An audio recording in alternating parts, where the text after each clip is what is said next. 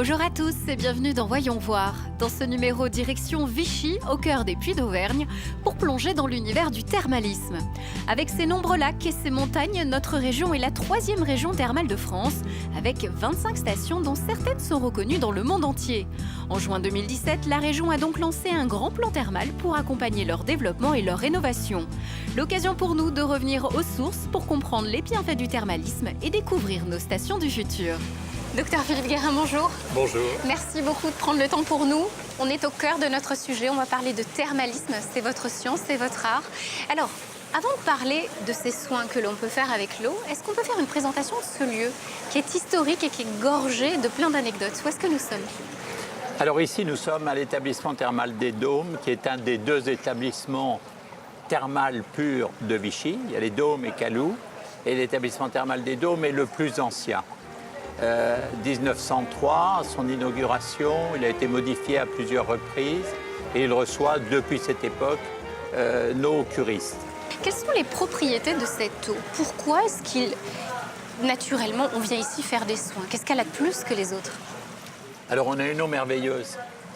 C'est une eau qui est tombée il y a des millénaires sur les montagnes d'Auvergne et qui a traversé 50 km à 4000 mètres de profondeur pour ressurgir à Vichy. C'est une eau qui n'a jamais changé, qui est une eau toujours de même qualité, de même température, et sa propriété spécifique est une eau bicarbonatée sodique. Bicarbonatée sodique, donc alcaline, tout à fait intéressante sur le plan, ce qui a fait l'histoire de Vichy, de ses indications digestives et métaboliques. Et puis on l'utilise en rhumato, bien entendu, puisque je parlais déjà de la marquise de Sévigné à l'époque, qui soignait ses rhumatismes à Vichy. C'est une eau qui apporte des bénéfices sur le plan digestif, sur le plan de tout le tube digestif, en passant aussi par le foie et le pancréas, en stimulant les fonctions du foie et du pancréas, d'où ces indications sur le métabolisme, le cholestérol, le diabète, l'acide urique, etc. Donc, vous êtes médecin thermal. Oui. On sait que quand on boit l'eau, on a des bienfaits intérieurs, mais de quelle façon est-ce que vous l'utilisez pour faire un bienfait extérieur? On voit toutes ces personnes qui travaillent derrière. Par exemple, qu'est-ce qu'ils sont en train de faire, en fait? Alors ici, on est dans la piscine de mobilisation. Donc, tous les soins sont faits avec de l'eau thermale pure. Donc, ils s'imprègnent de cette eau thermale, bien entendu, et ils profitent de cette eau qui est une eau à température 34 degrés pour faire des mouvements de mobilisation, pour activer toutes les articulations. C'est essentiellement un exercice d'assouplissement. Voilà. Et vous, de votre côté, quel est votre rôle en tant que médecin thermal? Comment est-ce que vous traitez les pathologies de vos patients? Qu'est-ce qu'on peut faire par le biais de l'eau? Qu'est-ce qui se fait comme soin ici? Alors, il faut d'abord que les patients aient vu leur médecin traitant pour demander une prise en charge de cure thermale, acceptée sans aucun problème. Ils viennent à Vichy avec leur prise en charge thermale. Nous les recevons, moi et mes confrères, pour établir une prescription adaptée à leur état de santé et où nous allons leur prescrire de la piscine de mobilisation, des douches en piscine, des bains, des applications de boue, des douches, des massages, des étuves, enfin toute la kyrielle de soins dont nous bénéficions. Et tous ces soins sont faits avec de l'eau thermale. Et cette eau thermale en soins externes a la propriété aussi, puisqu'on est dans un milieu de chaleur, de pénétrer à travers la peau où les pores sont ouverts pour apporter les oligo-éléments et les propriétés de l'eau. Alors, ce qui paraît assez incroyable, c'est qu'on est dans une époque où il y a de grandes avancées au niveau de la médecine. On est aussi dans le numérique, le digital. Pourquoi est-ce que l'eau reste une solution miracle? On sait que l'eau était déjà là avec les Romains, les premiers bains. Pourquoi est-ce que ce soin-là ne disparaîtra jamais? Ça paraît, on a l'impression qu'il y a un secret derrière tout ça. Alors votre question m'inspire parce que j'aurais tendance à dire que notre premier milieu, c'était le milieu de l'eau, puisque in utero, on est déjà dans un liquide. Et qu'ensuite, on aime se baigner dans l'eau d'une façon générale, et d'autant plus quand l'eau est chaude. Voilà. Je pense que l'eau, c'est source de vie. On ne peut pas vivre sans eau. Donc en boisson, bien entendu. et puis aussi pour les ablutions, etc. Et donc, pour les soins, ça n'est que mieux. Effectivement, c'est la base. Merci beaucoup d'avoir pris le temps pour nous. C'était un plaisir. On va aller découvrir ces lieux. C'était Merci un beaucoup. plaisir. Merci. À côté des thermes de Vichy, le spa de Vichy-Célestin, le plus grand d'Europe. Le temps de le rejoindre, direction la Savoie, où la plus grande station thermale d'amaigrissement de France vient de finir sa cure de jouvence. Cette curiste est l'une des premières à bénéficier de ce soin à base de cataplasme d'argile, ici à Brides-les-Bains. Depuis quelques jours, le nouveau bâtiment des thermes est opérationnel. 3000 m² dédiés au spa et aux soins conventionnés.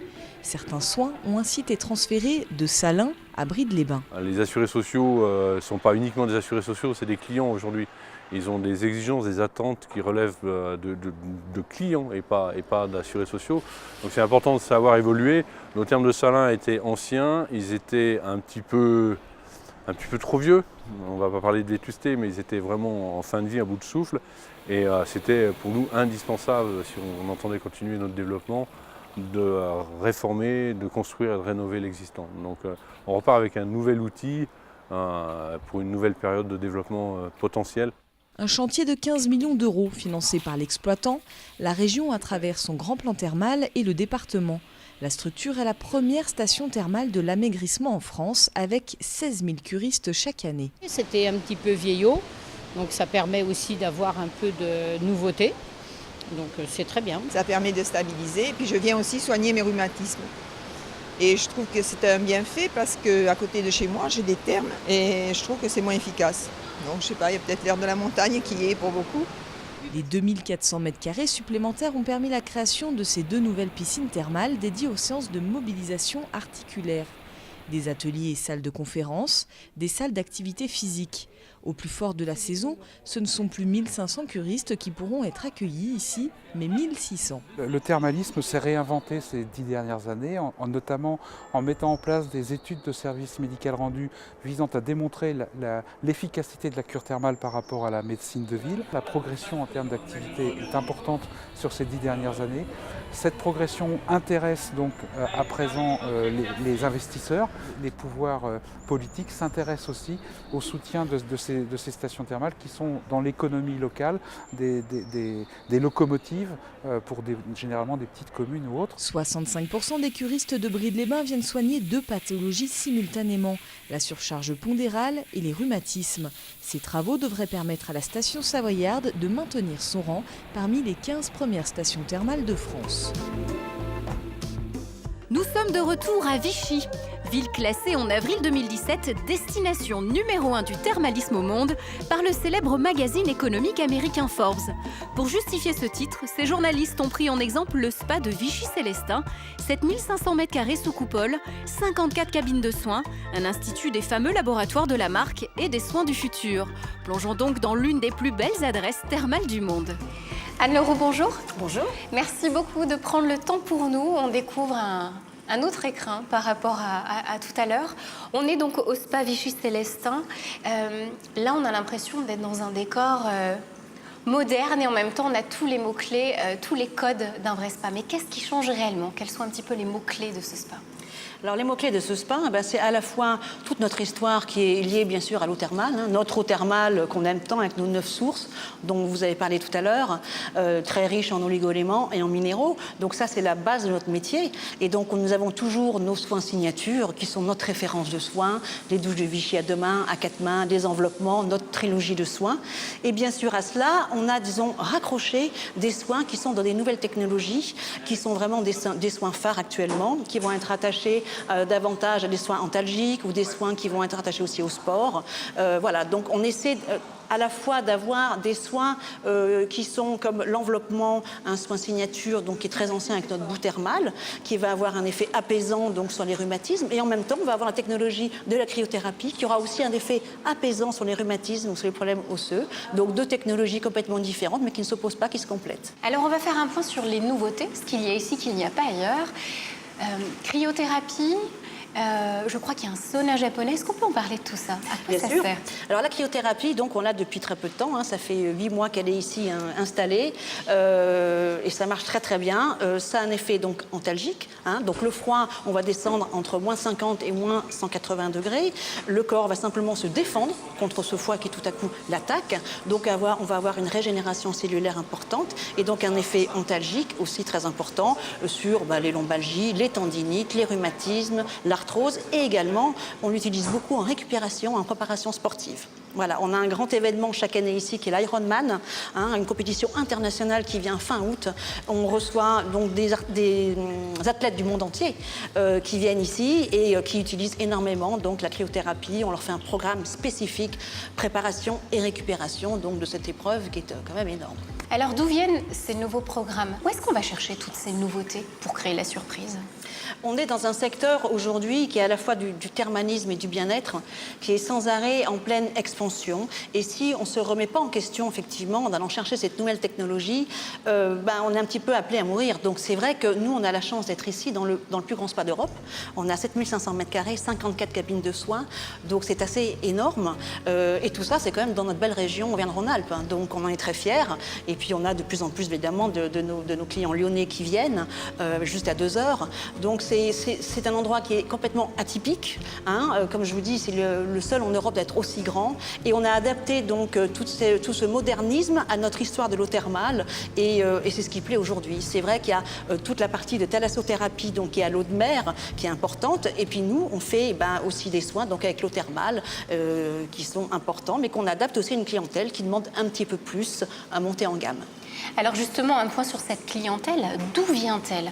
C'est vrai que le thermalisme est très développé dans notre région, mais on voit apparaître des origines qu'on n'aurait pas imaginées du côté asiatique, du côté russe. Quel est le visage de cette clientèle? Qu'est-ce qu'ils viennent chercher ici? Qu'est-ce qu'ils aiment venir chercher? Cette clientèle, bien sûr, notre clientèle française est très importante. Puis on a une clientèle internationale, bien sûr, et comme vous le dites, des Russes qui sont nombreux à venir. Ils sont très attachés à Vichy, très attachés aux sources de Vichy, très attachés également donc à produits Vichy, donc des laboratoires Vichy. Nous avons ici le seul institut au monde des laboratoires Vichy, donc avec des protocoles de soins uniques liés à cette marque Vichy. Et puis donc ces personnes viennent chercher vraiment les bienfaits de l'eau thermale, mais ils veulent être dans un cadre qui est un peu plus haut de gamme, un peu plus luxueux, avec des technologies aussi d'aujourd'hui et de demain qu'on essaie de leur apporter. Merci beaucoup Anne Leroux d'avoir pris le temps pour nous et puis on va aller découvrir ce spa. Avec grand plaisir. Merci à vous. Sur les 19 stations thermales qui ont déposé un dossier de candidature, 11 ont été retenues pour le grand plan thermal de notre région. Certaines ont déjà fini leurs travaux, alors laissez-vous tenter par ces stations thermales nouvelle génération.